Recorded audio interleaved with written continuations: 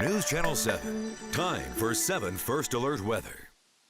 We're happy to have you with us on this Saturday evening. I'm meteorologist Bree Eggers with this forecast again from my home studio. I thought it'd be interesting to start with highs across the country today because we were enjoying spring 60s here, and hopefully you had a chance to step outside and get a fresh breath of air, even though it was probably full of sneezes because the pollen count is at its highest. Really, it is the season for that. But take it all the way out into New England.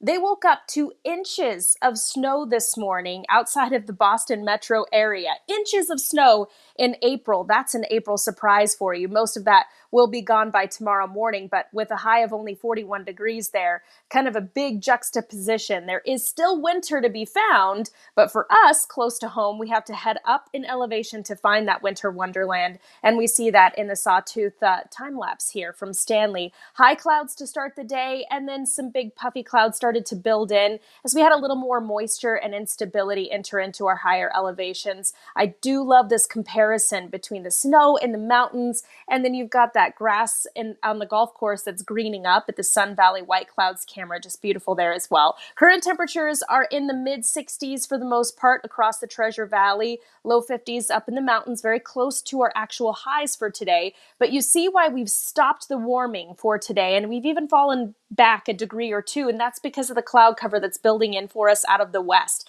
Some showers that are developing in southeastern Oregon and heading in from the west. I don't think they'll really survive as they get into the Treasure Valley, so really that's more likely for our higher elevations, especially south as you get into the Owyhee Mountains, and that's the case into tomorrow as well. But as we run through Futurecast, you see that for tomorrow afternoon, a lot of these green dots showing up, giving us an idea that showers are once again likely in the higher elevations.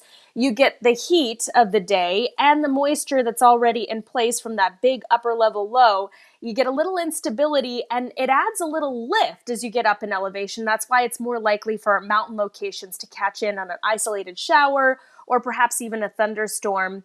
Then we get the sunshine back in full force to kick off next week, and that will warm our temperatures up to around 70 degrees. Tonight, more mild than last night, 40 to 44 degrees, 65 to 70 as we head into tomorrow afternoon with a few clouds that build in the afternoon hours. Just a 10% chance.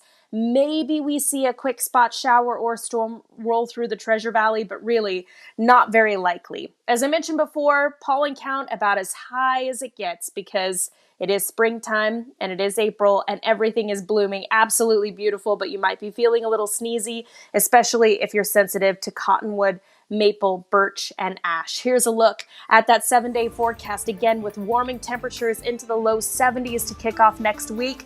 Our next wave of weather arrives by midweek, but it looks like most of Wednesday is dry until those showers move in more likely into the overnight hours and then wrap up before most of Thursday begins. For a closer look at this forecast, you can always find it at ktvb.com, and we will be right back after a quick break.